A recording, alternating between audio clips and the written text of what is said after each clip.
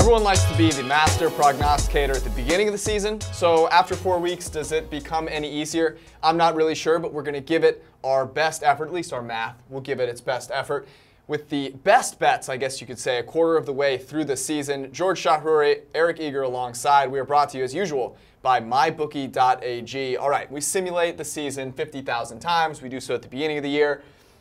New England, the favorite to win the Super Bowl, no big surprise. 4 weeks in, well, things have kind of changed. They're still the favorite to win the Super Bowl. It's squished a little bit. But the margin has shrunk. Teams like the Chiefs and the Rams have moved their way up and closed the gap on New England. But let's talk about where the shrewd money should go. Everyone knows the Patriots have a good shot. Everyone's seen Mahomes. Everyone's seen the Rams. So if you've got to place a wager that gives you the best odds, where are you going right now? Yeah, so right now I'm going to go with New Orleans at plus 1,100. We currently have them at a little bit over 10% chance to win the Super Bowl. I know first week they lost to Tampa Bay at home. They struggled with the Browns early on. I think people sort of overreacted to that. They've climbed back the last 2 weeks, beating Atlanta on the road, beating the New York Giants on the road. I think that they offer some value here. I can't argue with that. I think they're easily, I know they're easily the best team that we have with a plus EV on their current Super Bowl odds. But if I'm going to take a little bit of a longer shot, I might look at a team like a Carolina, right? Cam Newton offers something that no other quarterback really does, and he can just take over a game by running the ball. Their coverage has gotten a lot better. If they can stay healthy, that's a team that they've done it before. Yep. There's no reason they can't do it again, and you're getting some longer odds with Carolina right now at 33 to 1. So I wouldn't plunk down my life savings there, but you can put a little chunk of change and get a nice return. One last team that you like at the moment. I like Philadelphia plus 1,600. As you said, a little bit longer there, but the payoff is good. They obviously won the Super Bowl last year. Did they? High expectations, and they haven't met them yet, right? They lost at Tennessee. They lost at Tampa. They struggled with the Colts at home. But I think, at 6.3% moving forward, I think that offers a little bit of value. They're a team you can see winning the Super Bowl as it just happened, right?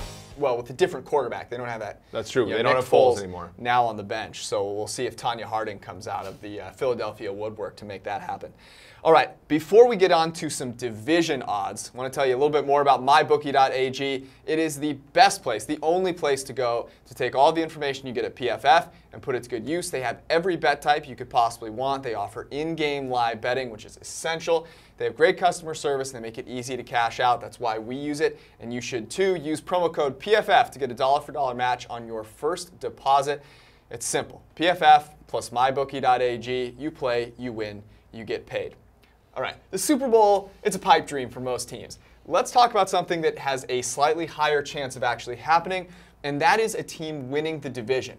There's always these preconceived notions. Who's the quarterback that everyone knows? Who is the team that was favored to begin with at the start of the season? And midway through, or a quarter of the way through, I should say, we can start to see some of the teams who are playing much better than what the expectations were, and that can offer some value. Yeah, for example, Chicago, I think, was a team that many had finishing 4th or 3rd. Even though we liked their win total, we still had them at 4th.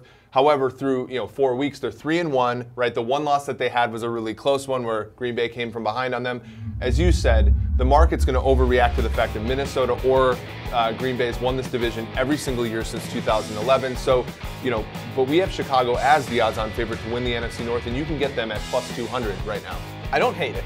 I don't hate it. I like Green Bay a little more. You're still getting plus money there, plus 150. I know at this point the math is still not that bullish on Green Bay, but here's the deal.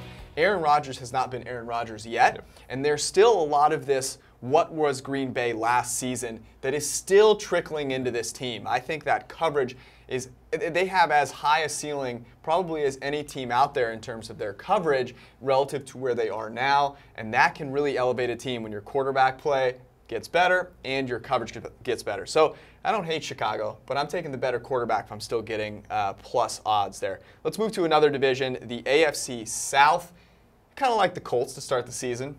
And I'm not sure if I still like the Colts. What's a better bet right now? Yeah, if you like the Colts, you can get them at plus 1,100. But this is another one where the preconceived notion is the fact that Jacksonville was the favorite early on. We had them as the favorite, not as bullish as the market. But right now, Tennessee at 3-1, tied with Jacksonville, has that tiebreaker with them. having beat them in Jacksonville. We have them as the favorites to win the AFC South, and you can get them for plus 220 right now. I think that's probably the best one you can get so far. I am on the opposite end of the spectrum with this one relative to where I was with the NFC North. Here, the Jaguars are minus 150 to win that division, and I think this is a great opportunity. This is the one that I'm jumping on immediately because Jacksonville's playing Kansas City this week. They lose there, they're underdogs there. All of a sudden, the market might start to wise up. Tennessee has had to battle through a quarterback that couldn't feel his arm, couldn't actually hold the football and throw it, and managed to come out of that as the favorite, the odds-on favorite, according to our numbers, to win the division. So this is a great opportunity. Vrabel has been, he's exceeded my expectations. Certainly, Corey Davis and that defense have really stepped up. Make this bet now. Don't be a week late. Yeah, Tennessee has the second easiest schedule moving forward as well. As you said, they play Buffalo this week. Stark contrast from Jacksonville. The second you doubt Buffalo, you know what happens. Has to play at Kansas City, right? So I'm with you here. I think a lot of things are moving in Tennessee's favor. They've been aggressive on fourth downs, which we really like, right? I think they're squeezing the gap between what Doug Marrone, and who's been a very good coach for Jacksonville, and the Jaguars have, in their favor. This is why you don't write off a coach when you hear him say a few things in a press conference. A lot of people wanted to jump down Mike Vrabel's throat. He's going to be old school. He has no idea what he's doing. He apparently does. So tighten up. We'll see you next week with some updated odds. Until then, check us out at ProFootballFocus.com. Head to mybookie.ag and profit.